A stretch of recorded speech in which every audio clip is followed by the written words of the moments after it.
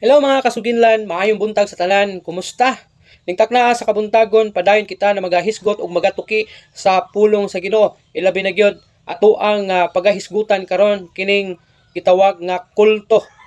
Ang kulto wala lang ni pasabot ni adtong mga ginatawag nato na satanic church, satanic denomination na diin makita nato sa social media or sa lain-lain na mga platform sa social media na diin doon ay simbahan, doon ay cross pero nakabaliktad, and then ang mga leaders and worshippers kay naka black and red ang ilahan ng mga saplot, no?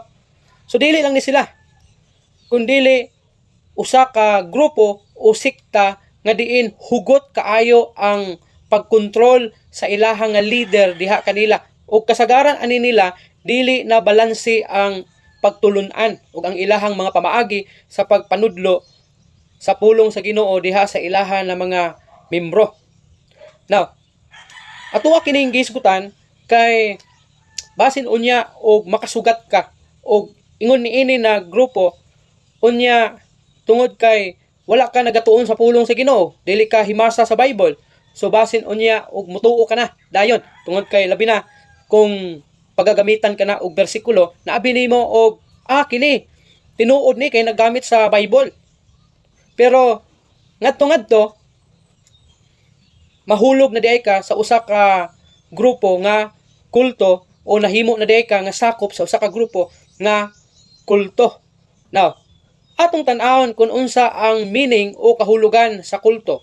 Aniya ang mga kahulugan sa pulong kulto o sa kulto?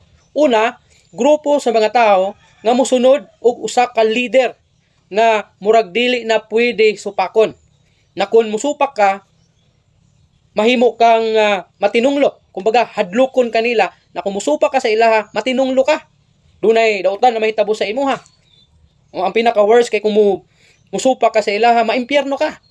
Ikaduha, ang leader kuno na ay espesyal nga kahibalo o pinadayag o gahom nga kaya nila ni buhaton o kaya nila ni mahibaluan. No? Nga diin, maggamit sila og mga panan-awon, mga damgo, maggamit sila og mga tricks. Aron nga patuuhon ka nga kuno sila adunay special na kahibalo o adunay gahom. No? Kay kita baya no pag makakita ta og mga milagro, mutuo dayon ta. No? Mutuo dayon ta nga kini maayo gid siya, kini okay kaya ni siya kay milagro siya. Adunay mga panan-awon nga nakita, adunay gahom siya nga napadayag. Ikatulo, kontrolado ang hunahuna o kinabuhi sa mga miyembro. Bot pasabot, sila ang magbuot unsay basahon nimo, bawal ka mo basa ani, bawal ka mo basa ana, bawal ka mo tan-aw ana, no? Nay uban dili ka patan-awon og TV, dili ka patan-awon og sine, dili ka patan-awon og movie, dili ka patan-awon og laing nga books.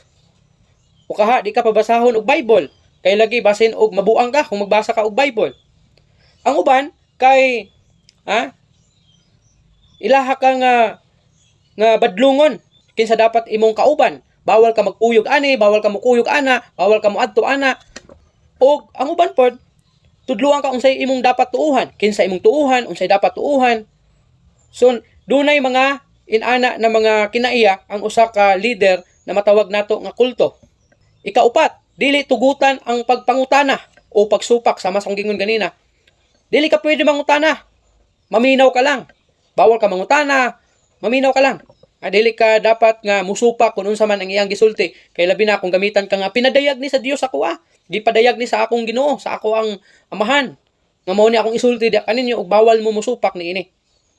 Og ang ikalima, kasagaran ani nila ginaingnan ni sila nga sila ray tinuod nga grupo o sikta. Tanan nga dili sakop sa ilaha nga sikta kay kadto sila mga sayop o mga dautan to.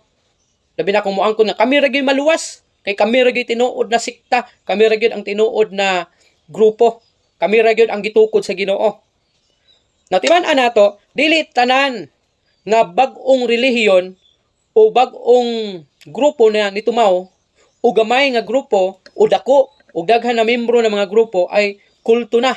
Kundili nagabase kining iyahang pagkakulto diha sa iyahang pagka-control ug diha sa iyahang mga tinudluan ug diha sa ilahang mga pamatasan.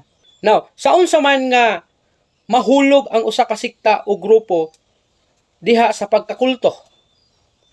Mahimong kulto ang usa ka sikta o usa ka pundok kung una, si Jesus dili tinuod nga tao ug dili pod tinuod nga Dios. Namang gayuban, nagtuo nga si Jesus purely tao lang siya ug dili siya Dios. Ikaduha, kung dungagan ang Biblia og lain nga mga otoridad nga mas taas pa sa Bible o taas pa sa Biblia. For example, ang inyuhang gihimo na doktrina nga diin hinimo gikan mismo sa inyuhang grupo ug dili pinasikan sa Bible, kundi giplastar lamang kini sa mga leader. Unya mao kini ang inyong gipailan na mas labaw pa kaysa Bible. Mahimong mahulog ka nga kulto. Another thing, kung mas labaw ang imuhang leader kaysa Bible, kung unsa ang ako ang authority, unsa ang gitas-on sa ako ang authority, mas taas pa diha sa Bible. Labi na kung moingon na gani ang leader na naay bag-ong gipahibalo ang Ginoo sa kuha, nya wala diha sa Bible. Pagbantay kay basin og kulto na siya. No? Kanang magpaila bitaw nga mas labaw pa siya kaysa Biblia. Mas aduna pa say authority kaysa Biblia. Ikatulo, kung ang kaluwasan dili pinaagi sa grasya. No, kay ingon ang pulong sa Ginoo sa Epeso kapitulo 2 bersikulo 8 ug 9, kay pinaagi sa grasya kamo naluwas tungod sa pagtuo.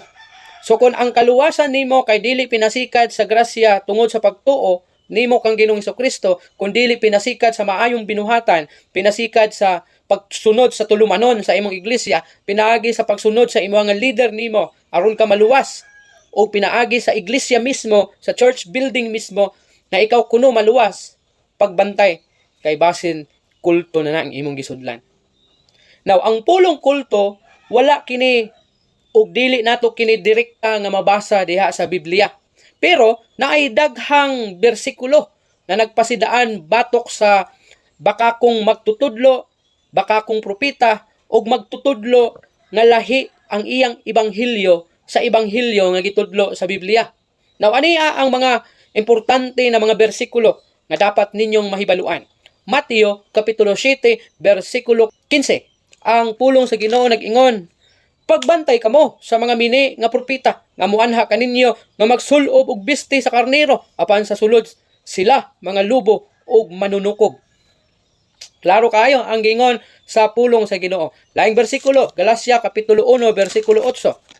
Ingon pa sa bersikulo 8, apan bisan pa kun kami o usa ka anghel nga gikan sa langit magsangyaw kaninyo og maayong balita nga supak sa nasangyaw na namo, matinunglo siya. Daghan nagtudlo ug nagpaila nga kunong sugo sa Ginoo, unya nagtudlo di ay og lahi nga ebanghilyo, pagbantay kay basin matinunglo ka.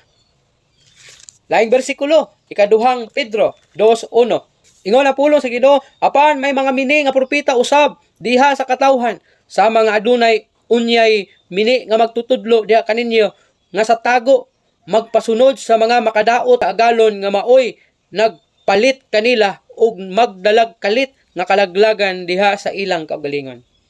Pagbantay igsuon kay dunay mga mini na mga propita nga magdala og bakak nga mga pagtulunan. Laing bersikulo, unang Juan kapitulo 4 bersikulo 1. Mga hinigugma, ayaw ninyo tuuhi ang tanang espiritu, apan sulayin ninyo ang mga espiritu kung sila iya ba sa Dios, kay daghan ang mga mini nga propita nga nanungha sa kalibutan. So dilibot pasabot nga biblical na iyang itudlo or naa sa Biblia or gibasahan ka diya sa Biblia kay mutuo ka na dayon.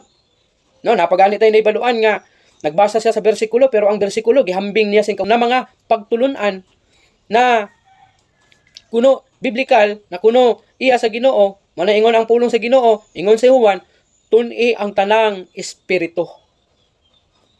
Lain nga bersikulo, buhat 20. Bersikulo 29 ngadto na sa 30. Ang pulong sa Ginoo ingon, ako nahibalo nga sa akong pagbiya ang mga bangis na mga lubo musulod nganha kaninyo nga walay sa iluan sa panon. Ug gikan gayod kaninyo adunay mutungha na mga taong magsulti og sukwahi nga butang aron pagdani sa mga tinun-an sa pagsunod kanila. So even ang libro sa buhat sa mga apostolis nagtudlo na kinahanglan magbantay kita. Kaya aduna gyud mga tao na mutungha na magtudlo og lahi na mga pagtulun-an aron madani ka lang ug madala ka nila. Ikaduhang Korinto 11 versikulo 13 o 14. Ang pulong sa Ginoo nag-ingon, kay kini mga tawhana mga mini nga apostolis, limbungan nga mga magbubuhat, nagtakuban sa ilang kaugalingon, ingon nga mga apostolis ni Kristo, ug kini dili angay ikahibulong kay bisan gani si Satanas nagtakuban man sa iyang kaugalingon, ingon nga anghel sa kahayag. Pagbantay gyud igsoon, pagbantay gyud kasuginlan. Ha? Dili tanan nga naggamit og Biblia kay tinuod nga magtutudlo sa kamatuoran. Daghan kanila naggamit sa Biblia, sayop ang interpretation, sayop ang pagsabot. Daghan nagtudlo og Biblia na ang ilang mismong kaugalingon mao'y ginapataas ug ang ilang grupo mao'y ginapataas. Nagtudlo nga supak sa gitudlo sa Biblia. Mao na ingon diri ayaw mo basta-basta pagtuon nila kay kini sila daw sama kini kang Satanas nga nagpakaron ingnon nga anghel diha sa kahayag, pero ang tinuod na pagkatao di ay niya usa siya ka demonyo. So daghan unya motungha sa tua nga magpaila nga kuno sila sakop sa Ginoo, na sila mga sumusunod sa Ginoo. Pero ang tinuod mga lubo di ay, ang tinuod mga mini nga mga magtutudlo, mini na mga propeta, mini na mga magwawali. So magbantay kita mga kasuginlan, ilabi na gyud karon nga mga panahon na. Kana lang og daghang salamat sa inyohang padayon na pagtan-aw pagsuporta. God bless sa tanan, dalaygon ang Dios.